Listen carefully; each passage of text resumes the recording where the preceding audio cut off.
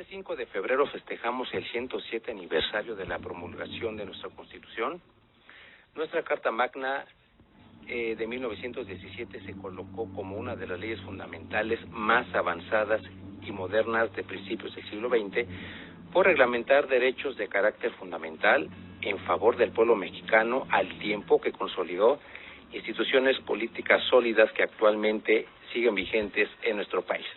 Para platicar de esta conmemoración nos acompaña Eliseo Muñoz Mena. Nuestro invitado es doctor en investigación de juicios orales, secretario técnico del Observatorio de Participación Política de las Mujeres en la Ciudad de México, subdirector de Enlace Institucional y Proyectos Estratégicos en la Fiscalía Especializada para la Atención de Delitos Electorales, también en la Ciudad de México, y director de Asuntos Indígenas en Reclusión. ¿Qué tal, Eliseo? Buenos días, gracias por acompañarnos. Muy buen día, estimado Francisco, a ti y a todo tu auditorio, muy buen día. Gracias, Eliseo, muchísimas gracias por acompañarnos. Platícanos, por favor, a 107 años de la promulgación de nuestra Carta Magna, ¿esta sigue siendo la idónea para regir los destinos de México y sus instituciones?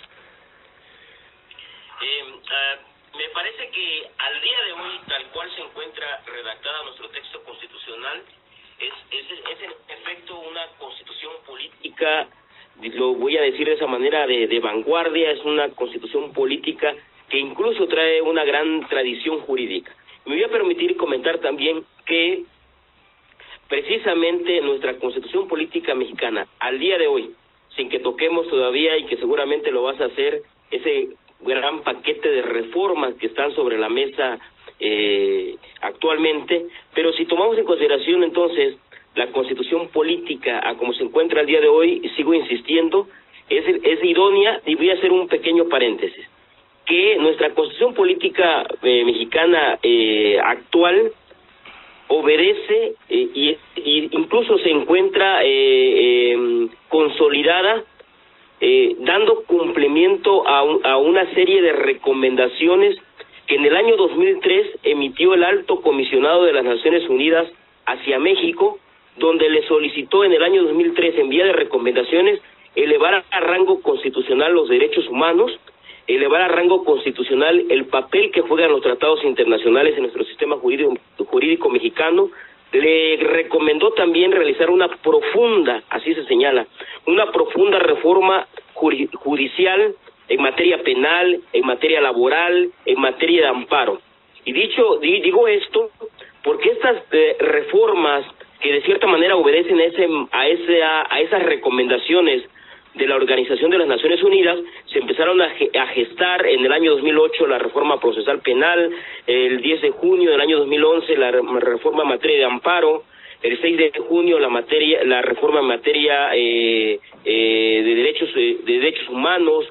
Ya se gestaron cambios en la materia laboral, y entonces estamos de cierta manera ahorita en esa etapa de que esa serie de reformas que se incrustaron a nivel constitucional, pues de hecho apenas están empezando a surtir sus efectos, salvo el hecho, por ejemplo, de que se ha aumentado el catálogo de delitos de prisión preventiva oficiosa en nuestro texto constitucional en el artículo 19. Dicho esto, entonces, esa reforma, esa constitución política mexicana de vanguardia que se emitió el 5 de febrero de 1917, aunado a ese paquete de reformas constitucionales que obedecieron a recomendaciones de la Organización de las Naciones Unidas, me parece que entonces sí nos encontramos ante una constitución política sólida, ante una constitución política vigente. Estoy de acuerdo contigo, nuestra Constitución sin duda es una de las más actualizadas, como comentaba en la introducción. Allá por 1917 la Constitución mexicana también fue una de las más avanzadas por reglamentar, como bien lo comentas, a rango constitucional los derechos humanos y otras instituciones que son producto de la lucha. Y con este paquete de recomendaciones que ya se han implementado en nuestra Constitución, nos da a entender que nuestra Carta Fundamental sin duda es la idónea para seguir rigiendo los destinos de México, los mexicanos y las mexicanas. Sin embargo, hay ciertos temas todavía que no hemos madurado en México, y me refiero concretamente a la prisión preventiva, que ha sido un tema de controversia, que México ha sido instruido ya por varios tribunales internacionales para que reforme la legislación interna y revoque de una vez por todas tanto el arraigo y la prisión preventiva. En otros países no existe la prisión preventiva, en México aún existe, aunque han habido modificaciones, aunque ya la Suprema Corte en los últimos meses ha sentado precedentes en el sentido de que el juzgador debe tener ya ciertos criterios normativos para aplicar esta medida. Sin embargo, la vigencia aún persiste, aún la tenemos, y siendo nuestra Constitución una de las más avanzadas, fíjate que una encuesta de nuestra máxima casa de estudios arroja como resultado que un 52.7% de los mexicanos desconoce la Constitución, un 56.1% dice conocer poco de la Carta Magna, mientras que un 84% de los encuestados considera que la Constitución se cumple poco o nada. Y quiero preguntarte, ¿qué podemos hacer para que los mexicanos podamos conocer mejor nuestra Constitución? Bien, voy a aprovechar tu pregunta para introducir un aspecto que quiero comentar. Uh-huh. Como bien lo hemos señalado, nuestra Constitución política pues es de vanguardia, es una Constitución política vigente.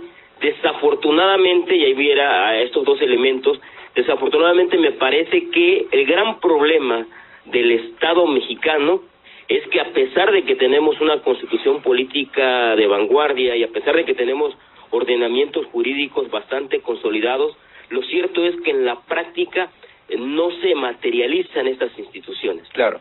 En efecto, tenemos una Constitución muy sólida. Desafortunadamente, por ejemplo, en México pues se ha privilegiado el presidencialismo. Siempre ha habido un presidencialismo hegemónico.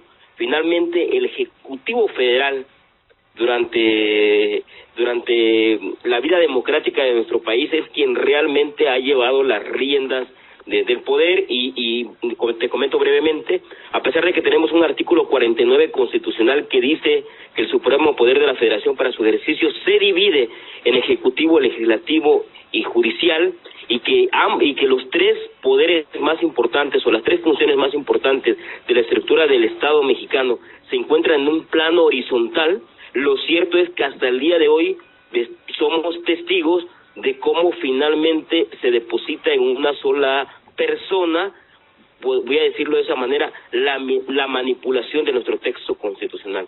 Entonces podríamos decir que una cosa es lo que dice nuestro texto constitucional, que lo dice bien, y otra cosa es lo que se lleva a cabo para manipular el contenido y su materialización. Y ahí vendría tal vez la parte que tiene que ver con tu planteamiento específico. Es importante entonces que el pueblo de México, que todas y cada una de las personas conozca a cabalidad la Constitución, conozca los principios básicos de la Constitución, dentro de los cuales existe uno que se llama división de poderes o división de funciones. En la medida entonces que las personas, y ahí tendríamos tal vez que reforzar las materias de civismo, las materias de historia, de tal manera que una persona desde que inicia la primaria, continúa la secundaria, la preparatoria, e incluso cualquier persona que estudie cualquier carrera debería de estudiar los principios básicos de nuestro derecho constitucional. ¿Y por qué digo esto? Porque la única manera de que el pueblo de México, y lo voy a decir con muchísimo y con un profundo respeto, no sea engañado, no sea manipulado por el presidente de la República en turno, por el gobernador en turno, por el presidente municipal en turno, es que conozca entonces nuestra Constitución política mexicana. Y ahí juega un papel fundamental, pues la Secretaría de Educación Pública juega un papel fundamental los programas y planes de estudios en nuestro país en todos los niveles de gobierno. Porque la medida entonces que exista esa transparencia, ese conocimiento de nuestro texto constitucional, me parece que podríamos evitar ser engañados y engañadas. Estoy de acuerdo contigo, Eliseo. Creo que es una obligación de todos los mexicanos y mexicanas conocer por lo menos los principios básicos que rigen nuestro destino, los principios que reglamenta nuestra ley fundamental. No importa, como lo comentas, nuestra profesión, nuestro nivel cultural, socioeconómico, finalmente todos somos mexicanos, a todos nos asisten los mismos derechos y las mismas obligaciones, principio de igualdad consagrado en la parte dogmática de nuestra Constitución, pero que, como bien lo comenta este sondeo de la UNAM, pues pocos conocen. Estamos hablando de la mitad de los mexicanos que más o menos conocen nuestra Constitución, y es muy importante este punto que comentas. De esa manera, si los mexicanos y mexicanas estamos informados, va a ser muy difícil que alguien nos engañe, que alguien nos venda algo y que nosotros lo compremos sin siquiera pensar, sin siquiera meditar un poco en el fondo de la oferta política, obviamente. Y por eso tenemos este tipo de problemas, este tipo de situaciones de la Revolución Mexicana al 2024. También coincido contigo, México tiene un presidencialismo y la Constitución se ha reformado precisamente por los requerimientos, por las necesidades o bien por los intereses del presidente en turno. También es un aspecto muy importante que nuestra Constitución ha sido reformada en un sinnúmero de veces. Yo recuerdo, por ejemplo, en la facultad, un maestro de Derecho Constitucional nos decía, es que nuestra Constitución es un arlequín, tiene parches por donde quiera a causa de las reformas de los presidentes, a causa de las reformas que impone la moda, que impone algún interés, algún tema en concreto que tal vez nada tiene que ver con el bienestar de México, y sin embargo la reforma se tiene que llevar al efecto. De ahí el principio básico de respeto y de vigencia a la división de poderes previsto en el artículo 49 del texto constitucional, que en este gobierno ha quedado muchísimo en entredicho. Yo comentaba en el primer segmento el paquete de reformas del Ejecutivo a 8 meses de dejar su cargo, y hay muchas reformas que definitivamente en mi concepto resultan impensables. El presidente en turno considera que esta reforma es buena para México y vamos a ver qué pasa. No creo que resulten aprobadas y vamos a ver también qué dice al final el Poder Judicial. Y una última pregunta, Eliseo, ¿cómo ves el futuro del constitucionalismo mexicano? ¿Nuestras instituciones fundamentales serán las mismas o bien podemos transitar quizá a nuevas formas de organización política en el futuro? Me parece que las formas de organización políticas son idóneas, no son el resultado de la casualidad, son el resultado de muchas luchas y de muchos precedentes. Por ejemplo, podríamos mencionar la Carta Magna de Juan Sin Tierra de 1215 y una serie de constituciones, de documentos y de instrumentos que datan de Inglaterra, de Francia, de Estados Unidos, que han consolidado a nivel mundial pues estas tres grandes funciones, que es la ejecutiva, la legislativa y la judicial. Entonces me parece que sí constituye uno de los pilares fundamentales de muchas estructuras gubernamentales en el mundo entero, esta división de poderes y esta división de funciones. ¿Qué es lo que tenemos que apuntalar? Lo que tenemos que apuntalar es que en efecto exista esa división de funciones, que en efecto esa división de funciones se mire en un plano horizontal y no en un plano vertical y jerárquico. Y a propósito de lo que mencionas de cuál es nuestro futuro del derecho constitucional mexicano, de nuestro constitucionalismo mexicano, me parece que el futuro del constitucionalismo mexicano se está jugando precisamente. La moneda está en el aire. Esperemos que esas atroces, yo las calificaría así, reformas constitucionales, y me voy a permitir brevemente dividirlas en tres segmentos muy rápidamente. Lo malo de este paquete de reformas, y que en verdad pondría por los suelos el derecho constitucional mexicano, sería en primer lugar la elección de jueces, magistrados y ministros supuestamente por el pueblo. Imagínense someter a elecciones a jueces, magistrados y ministros, que lo que se requiere de ellos es una verdadera carrera judicial y el verdadero conocimiento precisamente de nuestro sistema jurídico mexicano y precisamente de nuestra Constitución. Sería gravísimo aprobar una reforma en ese tenor. La incorporación de la Guardia Nacional a la Sedena, pues ¿qué podemos decir?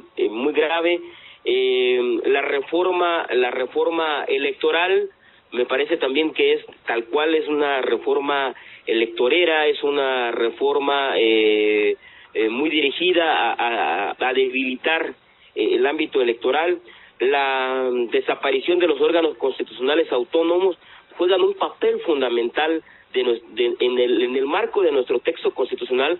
Hay un apartado que tiene que ver con la defensa de la Constitución, con la defensa de los principios constitucionales, y quienes realmente, podría yo decirlo así, defienden el texto constitucional, además del Poder Judicial Federal, son muchos de los órganos constitucionales autónomos que quieren desaparecer, y que precisamente es para debilitar la defensa de la Constitución y para fortalecer entonces ese presidencialismo que tanto daño le hace a México. La austeridad republicana, pues para mí es realmente una falacia. Tal vez lo único bueno que yo rescataría de este paquete de reformas es el reconocimiento de los pueblos y comunidades indígenas como sujetos de derechos públicos. Me parece que es un sector, tanto los pueblos indígenas como afromexicanos, a los que el pueblo de México y el Estado mexicano les debe mucho. Creo que sería lo único rescatable de este paquete de reforma, y todo lo demás, pensiones, becas, atención médica, vivienda, maltrato animal, y una serie de cuestiones que están en ese paquete de reforma, se me hace nada más y nada menos que un populismo, una manera de distraer al pueblo de México de lo que verdaderamente importa en la actualidad, que es la transición del poder federal y de muchos poderes en toda la república. Entonces me parece que hay distractores populistas en este paquete de reforma, y que espero que no se apruebe. De lo contrario, entonces nuestro constitucionalismo se vendría abajo. Estoy de acuerdo contigo, Eliseo. Este tipo de reformas nada tienen que ver con nuestro sistema jurídico, y van a poner en duda también la vigencia del régimen democrático que también nos ha regido desde 1917. De ahí la importancia, como lo comentabas anteriormente, de que los mexicanos y mexicanas conozcamos los principios básicos de nuestra Constitución para evitar que este tipo de reformas ni siquiera se piensen. Yo estoy seguro que no van a pasar. Hay muchas cosas que sí son rescatables, como los temas que nos acabas de comentar, sobre todo el reconocimiento de aunque formalmente está reconocida la identidad de México como pluricultural. Creo también que nuestro país le debe muchísimo a las comunidades afromexicanas, que también han aportado muchísimo a México, han crecido con nosotros, y que son un sector de la población que sigue con nosotros, pero que no han sido reconocidos. Entonces, eso es muy importante, que llevemos a la práctica los principios fundamentales de la Constitución, que la nuestra es de vanguardia, pero hace falta muchísimo todavía para llevar a la práctica todos y cada uno de sus principios. Yo espero que en el futuro este tipo de situaciones sean las menos, y que nuestro derecho constitucional siga la vanguardia como lo ha hecho hasta ahora. Te agradezco muchísimo, Eliseo, una plática muy ilustradora de tu parte, y te envío un abrazo. Un fuerte abrazo a ti y a todo tu auditorio. Muchas gracias. Gracias, Eliseo. Saludos.